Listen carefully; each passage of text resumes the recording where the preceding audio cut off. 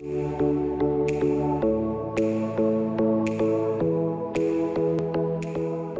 let's jump in we have been in a series called, and we've simply titled it Legacy. And when you use the word legacy, it can be a really broad word in our life. What I have noticed is normally the older people get, the more they begin to think about the term legacy in their life.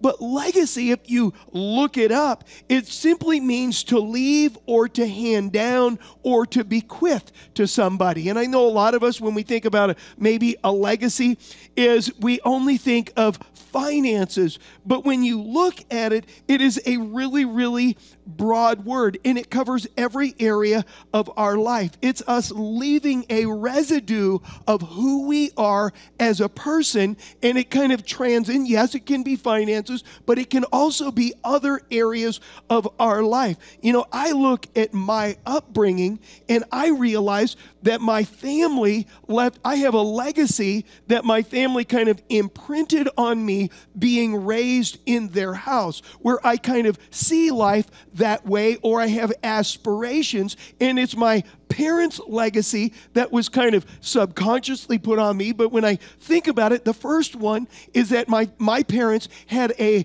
belief in God and a love for God, and that legacy passed on to me. I'm reminded of Timothy. Paul wrote Timothy in 1 Timothy, and he said this, "Timothy, I just want to let you know that the faith that is in you was first in your mother, and then it was in your grandmother before you ever got it." It was a legacy of faith, and Timothy was walking it out. You know, when you think about legacy, I mean, in our house, a legacy that was deposited in me was I was raised in a big family. I guarantee you it's bigger than any family you were raised in.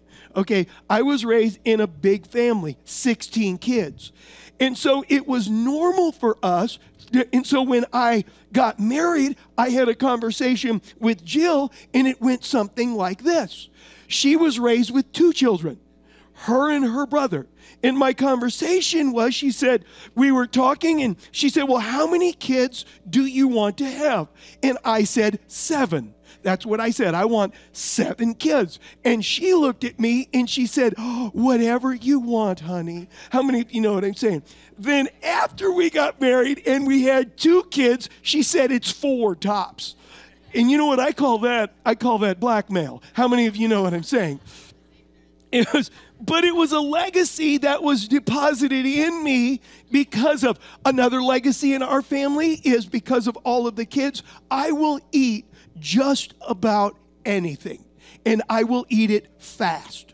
And you say, why? Because if you eat slow, you get less. How many of you know what I'm saying? And if it's good, my dad used to say at the dinner table, he would say, do you guys even taste your food? He would say that because he said, you guys just slam it. Well, it was because when you have a lot of kids, and I mean, when we were kids, it was like, I mean, we got steak like maybe once or twice a year, and we called the fat, the boys did, white meat. How many of you are with me on that? And we would turn to my sisters and we would say, are you going to eat your white meat? How many of you know what I'm saying? And they would just be like, you're gross. You're gross. But what it is it was a legacy. It was something that was deposited in me after my parents, my family are not there. And now it's a legacy thing within my life. And then there's legacy moments in our life where we have a moment, and many times we don't recognize a legacy moment in our life until afterwards, and we step back and we look and we say, oh my gosh, that person influenced this, which actually contributed to where I'm at right now. Legacy moment is when I first met Jill. I had no idea. I mean, I thought she was a hottie, but I had no idea that that I was going to marry her. But here we are. We're 37 years later, 4 kids later, and it was a legacy moment, and it was something or someone that altered your life. But most of the time, whether it's in the Bible and you study it, legacy in the Bible, or in real real life, usually, not always, but usually, legacy moments occur when we don't recognize it, we don't see it, we don't spot it. I think of David. David came out of nowhere to be recognized by all Israel as the killer of Goliath. But what his dad did is his dad said, go bring some food to your brother, some bread and cheese. And when he went there, he heard Goliath, he responded, and he killed Goliath. But who would have ever looked and thought that his dad telling him to go there was a legacy moment in his life? It was a moment that opened up a door. We see this over and over again. And today what I want to talk about is even maybe shift a little bit, is I want to talk about realigning legacy moments in our life. Just as real as God has legacy moments in our lives that place us on a track or on a course in our life, just as real as that, realigning moments, there are moments where we have gotten off track, we've maybe made a mistake or mistakes in our life, and He's wanting us to dust ourselves off and to get back up in our life. And we see this, if you have a hero in the Bible, you see a realigning legacy moments in their life where God would come to them and He would begin to serve them. Another way to say it could simply be getting back up legacy moments in our life. Keeping all of the good that we learned in that season from that situation, but then equally letting go of the baggage and the limitational things that are going to hinder or hurt or limit my life in all that God has for it. Because whenever we make a mistake in our life or we get off of track in our life, realize we need to learn from it and hold on to some things that navigate, but we equally got to just let some stuff go. And if we don't let it go, then it limits what God has in our life. And so it's really just keeping all of the good and letting go of the stuff. And what we're going to do is we're going to look at a guy by the name of, most of you have heard of him, Moses. And most people, when you bring up Moses, they only identify with his successes. They only identify with, oh, he's the guy that confronted Pharaoh. Oh, he's the guy that, called the plagues. Oh, he's the guy, that brought the Israelites out of Egypt. Oh, he's the guy that split the Red Sea. Oh, he's the guy that God used to drown the entire hundreds of thousands of Egyptians, the army in the Red Sea. Oh, he's the guy that God used for the 10 Commandments. All of this is true, but they don't identify with Moses as missing it or a murderer, or at a time in his life where he wanted to quit and not wanting to get back up in his life. And one thing I love about the Bible is God doesn't hide anything. How many of you, if you wrote a book about yourself, there would be some things you left out? How many of you are with me on that? I'll just leave that. I don't want that in there. God puts everything in the book. He puts everything in the book. And He lets us see it all. And what I love about Moses and the Israelites is it says in 1 Corinthians 10:11 that everything that was written about Moses and the Israelites was written for our example, that we would learn from it, that we could grow through it. And so whenever we study someone like Moses, it's important that we don't cherry pick his story. Sometimes we've got a favorite hero in the Bible and we cherry pick them. We look and all we see is the stuff that we like. But what happens is we got to read the totality of their life and learn from their life. And if we don't, what I have noticed is we condemn ourselves and we think, oh, God can't relate to me because I've got this issue, or I've made this mistake, or I've been through this. When if you study, you find out they all did as well. When you look at Moses, he's both in the Old Testament and the New Testament. And this is just information, but he is mentioned in 19 books of the Old Testament, in 12 books in the New Testament, 31 books total in all. And then there is over 800 references to him in the Bible. And I want to just, we're actually going to look at him today in what Stephen said about him in Acts chapter 7. But what I want to do is I want to just catch you up to what's transpiring so you can actually be in the driver's seat of his life. If you look at the story of Moses, you really have to go back to Joseph. Joseph was 400 years before Moses came around, and that there was a famine that was coming in the land, and Pharaoh had a dream. He didn't know what the dream meant, and God raised up Joseph, sent him in. Joseph interpreted Pharaoh's dream that there's a famine that's coming, and you're going to have 7 years of abundance and 7 years of borderline starvation and famine in the land. And so, Pharaoh looked at Joseph and basically said, there's nobody as smart as you. And he went in one day from a prison cell to be the prime minister of Egypt in a 24-hour period. And so Joseph is the prime minister of Egypt. And what happens is as years go on, and Joseph sends for his family, which is 75 of them, to come from Canaan and to move into the land of Goshen, which is in Egypt. Well, as time goes on and Joseph passes away and his brothers pass away, as the children of Israel are multiplying like nothing the Egyptians have ever seen.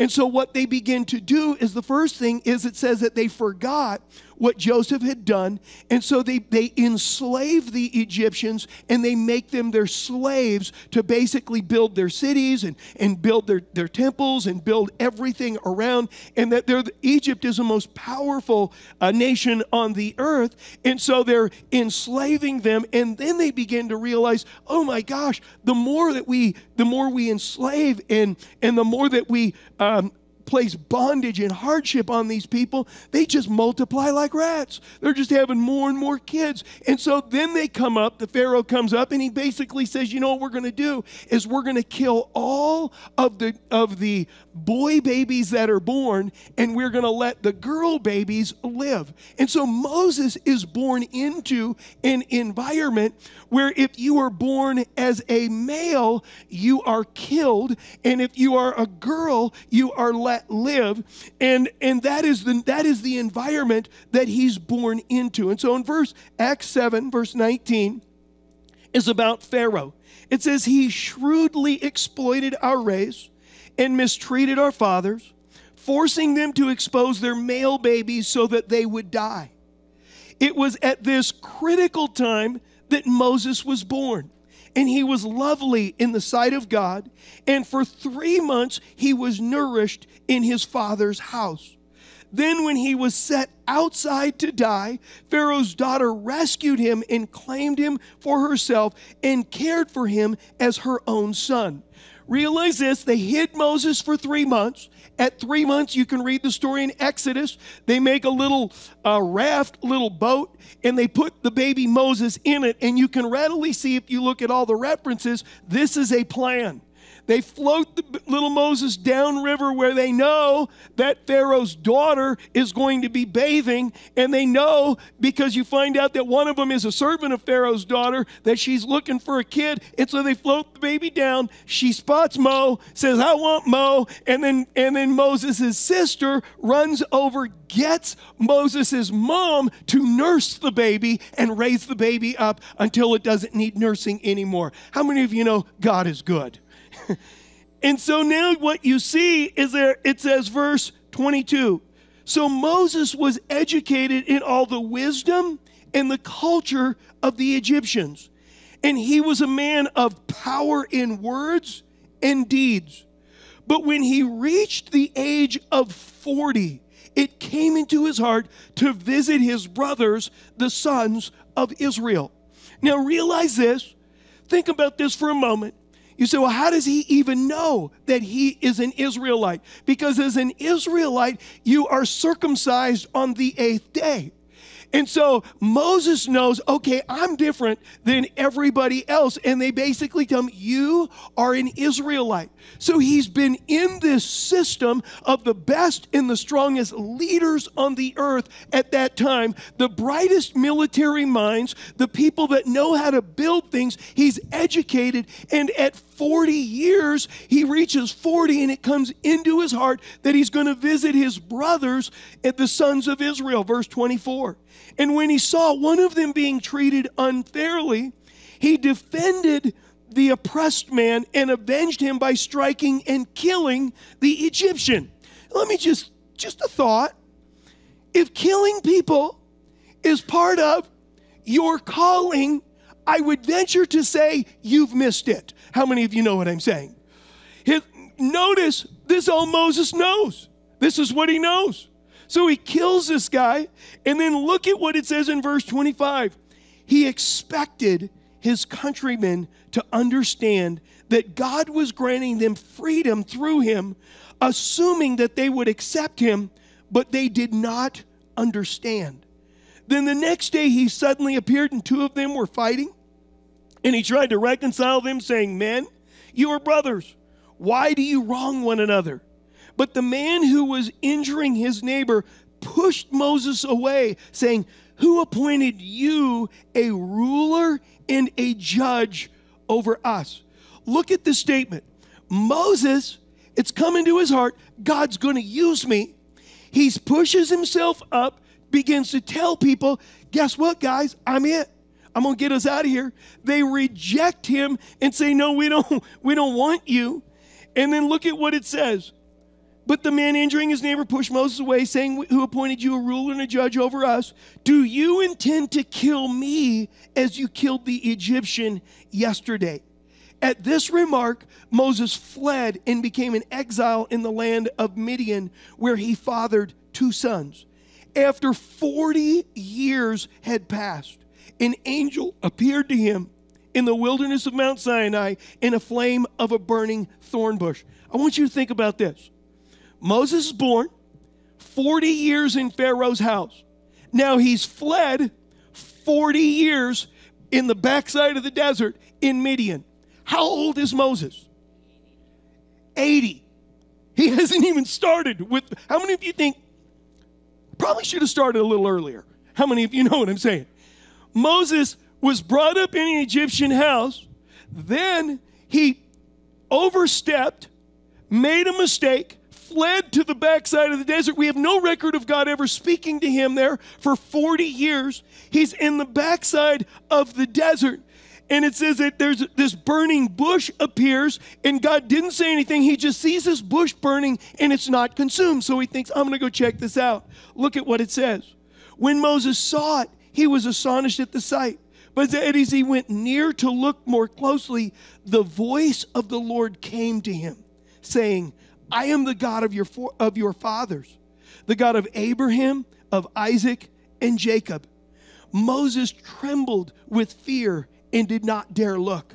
Then the Lord said to him, remove the sandals from your feet, for the place where you are standing is holy ground, worthy of reverence and respect. What I want you to notice is after all Moses went through, he maintained a reverence, and this is number one. He had a reverence for God even though it hadn't gone how he thought. This is so huge in our lives. It starts here. He was a leader. He had a plan. His plan didn't go how he thought it should go. It's been 40 years since it happened. His whole life has been turned upside down, but he kept his reverence for God. He maintained a reverence for God. This affects everything in our life. Realize that when we've made mistakes, when we thought it was going to go, when it hasn't gone, the most important thing we've got to have is a reverence for God, a reverence for His Word, a reverence for His ways. Do I have a reverence and a high regard for God and His Word, generally speaking, but especially when you stop and you look when life hasn't gone how I think? Is realize that a reverence for God is what keeps me sensitive and following Him. But the moment that I lose a reverence for God, I treat his word like it's anybody else's opinion. We just take it like it's an opinion. Oh, that's God's suggestion. Oh, that's what God thinks. But I've got all of these other options. What I want you to notice is Moses had a reverence for God. If you look this up, what you find is the Bible talks about that if we have a reverence for God, we'll stay in life. Moses had a tough spot, but what we have to realize is a reverence for God is what keeps us going after him, trusting him. And when you look at a reverence for God, I like Proverbs chapter 1, verse 7 says this: the reverent and worshipful fear of the Lord is the beginning and the principal and choice part of knowledge. Notice that when I learn something, the most important part of it is a reverence for God. Notice the word, it says that it's the principal and the choice part. Now I'm going to communicate. How many of you are foodies? Let's just be honest, you're a foodie. When you think of like meat, steak, cow, what is like the absolute best cut? The choicest cut. He said the choice part. What is it? Okay, would everybody agree on the filet? Okay, we're not even going to shake our head. I'll take the filet. How many of you are with me on that? Notice what he said. He said that when it comes to learning, the choicest part of learning is it should deposit a reverence in my heart toward God. I like to put it like this: without a reverence for God, everything he says is hamburger helper. Okay, but when I have a reverence for God, realize this: when he says something, it's like, oh, this is the filet. Are you with me? This is the choicest part. Oh, this is the most important part. He said that it's its starting point and its essence. But fools despise skillful and godly wisdom instruction. See, reverence for God is an attitude in my life. I can be around people and you can just tell. You can just tell if they have a reverence for God. If they have a reverence for God, it doesn't matter where they're at. Realize this: God is going to bring them to a better place. No matter where. It doesn't matter if they're in a great place. God's going to bring them to a better place. Why? Because there's a reverence for him in their life. Number two is this we see about Moses, is no mistake is final. Some of us sitting here today, you're looking, you say, I made this mistake. With God, no mistake's final. It's not over. It's not done. We just read Moses murdered. God directs him 40 years later. 40 years later. Think about that for a moment. He's been in this spot for 40 years. He's 80 years old. If you study his life, he thought it was over.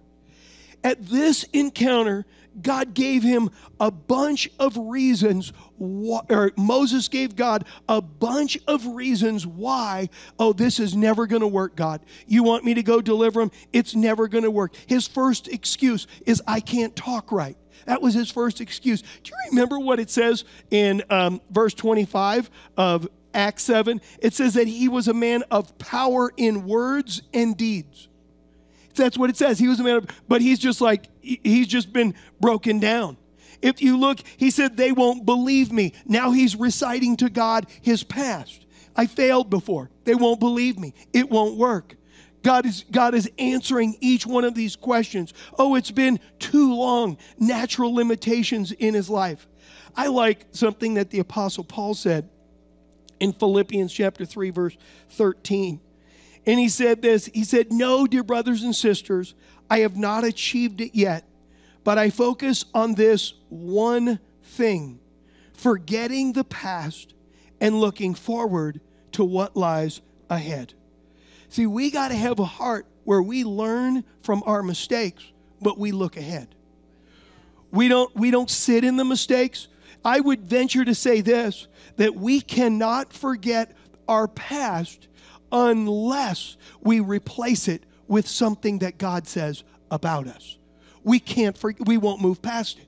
And a reverence for God causes me to stop and say, okay, I've been through this. Okay, I've had this mistake. Okay, there's been a whole bunch of pain there. And God is saying, realize that I want you to forget what is behind you. I want you to learn from it. But now it's time to get up and to move ahead. Satan tries to convince us based on our mistakes, our weaknesses, and our past that is the way our future is going to be. But God comes in, and what I love about it, I mean, I thought about doing this, but I thought somebody might not like it, is if I find an 80-year-old person and have them stand up. How many of you know what I'm saying? You'd just be like, some people would be like, oh, I can't believe you did that, so I'm not going to do it.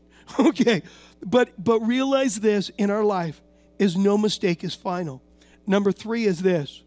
Be faithful in what you know. Just be faithful in what you know.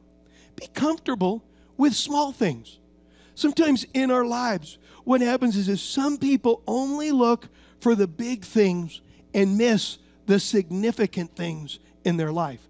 They're looking for the big. They're looking for this. And God is like, excuse me, but if you look in my word, I am a God who starts small. Look at the biggest redwood in the redwood forest. It started as a seed. Look at anything that has had any lasting success. It started as an idea. It started as a seed. It started really, really small. And some people, what they do is they're not faithful where they're at because they're looking for something big. And God is saying, excuse me, if you're not faithful where you're at, and Jesus said this in Matthew 25, he said, if you're not faithful in the little and the small places, God is not going to bless you with much because he proves you in those small places. He works the stuff out so that we can be healthy in those places. Zechariah 4 says this, who with reason despises the days of small beginnings? God says, you're in a small spot. Just be good with it. Think about Moses for a moment. 40 years educated in Pharaoh's house. 40 years. I mean, if anybody knew leadership, it was him. He was 40 years. He goes to the backside of the desert, gets married, has 2 kids, and God is all the while working in him in that small place. Never forgot about him. See, it's God's creative plan, his creative pattern. And, when you think about this, is God loves to take our little and touch it in our life. You know that when I was in Bible college, for you, in case you didn't know, and I'm enlightening you now, especially online, is I am a donut connoisseur. You say, I'm not kidding. I can look at a donut from 20 feet and tell you if it's worth eating or not. You say, why is that? Childhood wounds. No, I'm kidding. My parents owned 6 donut shops. I was forced labor. How many of you that your parents owned a business, you know about this? I was forced labor. And so I knew. I could tell you a good. And so what happened is when I was in Bible college and I got a job, is I naturally, you're in college in the day, I got a job at night making donuts. And I was used to making donuts for 6 donut shops. At one shop, 6, they would show up in the morning and they would go deliver them to the other 5 shops. We made them at one. So I got a job at this little donut shop called Sugar Shack. And I walked in and I looked and I'm like, can you make donuts? I'm like, yes. And they were used to somebody who was like, dink, dink, dink. I was like, how many of you know what I'm saying? They're like, where'd you learn to make donuts? I'm like, my dad. Forced labor, childhood wounds. How many of you know?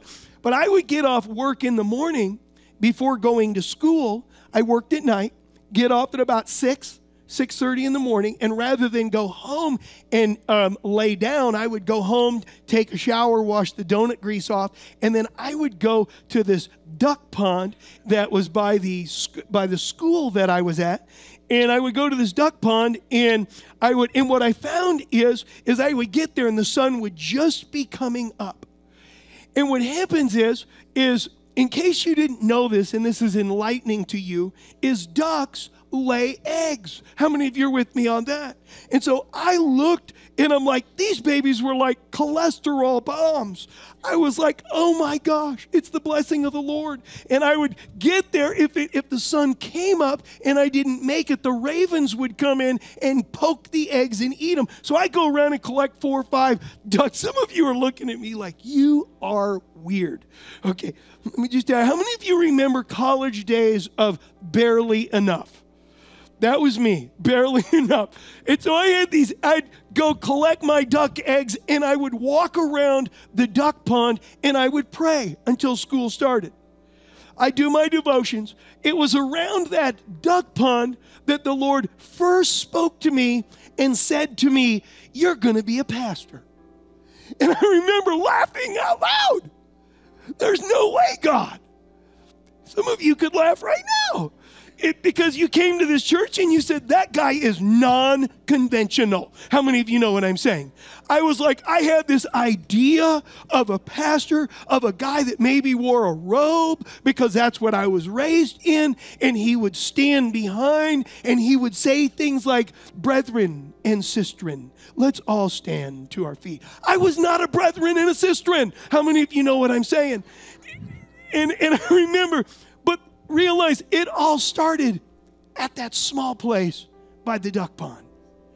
That's where the Lord spoke to me about Mary and Jill. It was in that small place by the duck pond. And in our lives, what we've got to realize is that God is a God that He wants me to be faithful in what I know, right where I'm at, doing the best that I can, knowing that He's got me, He's leading me, and He's directing my life. Can I give you one more? Very quickly. My wife said yes, that's all I need. Learn from our mistakes. Learn from our mistakes. We all make mistakes. But do we all learn from the mistakes? That's personal right there. To learn from a mistake, there's only thing worse than making a mistake. It's making the same mistake over and over and over in our life. Remember what it said about Moses? He was 40 years with an Egyptian education. But look at what it says about in verse 25 when Moses first showed up. It says Moses was educated in all the wisdom and the culture of the Egyptians, and he was a man of power in words and deeds.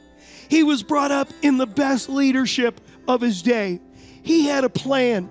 He knew how he thought it was going to go. 40 years later, it describes Moses' disposition when he follows God. And this is in Numbers 12:3. It says, now the man Moses was very humble, gentle, kind, devoid of self-righteousness, more than any other person who was on the face of the earth. Moses had learned from that back there. Before, he was very much, and I'm not saying we shouldn't, some of us type A, take charge, but understand, know when He's in charge, and don't force your way into something. Be able to stop and say, God, I'm going to do it your way. I like to say it like this: we got to have guardrails on our life. You say, why do you got to have guardrails? Because you know the roads that you'll go off the cliff. How many of you know what I'm saying? Guardrails in our life could be relationships with people that we will be open and honest with when we're in a tough spot or a difficult spot, or we're tempted to do something stupid in our life. Or guardrails can just simply be we'll catch ourselves and we'll stop and we'll say, okay, I realize right now I need to back away from that, because if I don't, then I'm going to go over the cliff on that particular area, and I've learned from that in my life. And the last one, I'll say it real quick, is see myself as a manager of everything and an owner of nothing. God's the owner, I'm only the manager. Realize this: if He's the owner, then He carries the weight of it. He carries the weight of it. And we just don't, you know what I'm saying? Are you with me today? I know I want to stand up. Everybody stand up. Are you all still with me? Thanks for coming in the midst of the snowstorm. Everybody online, we totally get it. We're grateful you're with us. But I believe that right now in our life, that God is saying, I want to build your life. Not create your life, build your life. Create is instant. Jesus said, I will build my church. He's a builder. God's a builder. And right now in our life, no matter what's going on, I believe God wants us to posture our heart that simply says, Lord, I have a reverence for you, and I need you in my life to build my life. God, today we thank you for your Holy Spirit and for your grace that is here. Lord, as we've gleaned from Moses' life and realized, Lord, looking at him, some of the mistakes that he made, but realizing that it's never too late. We're never too old. No mistake is final. That you're a good God. You're a faithful God. That you grow us. That you desire. That, Lord, today you're desiring to build our lives. And we say yes to you. Yes to you, Jesus.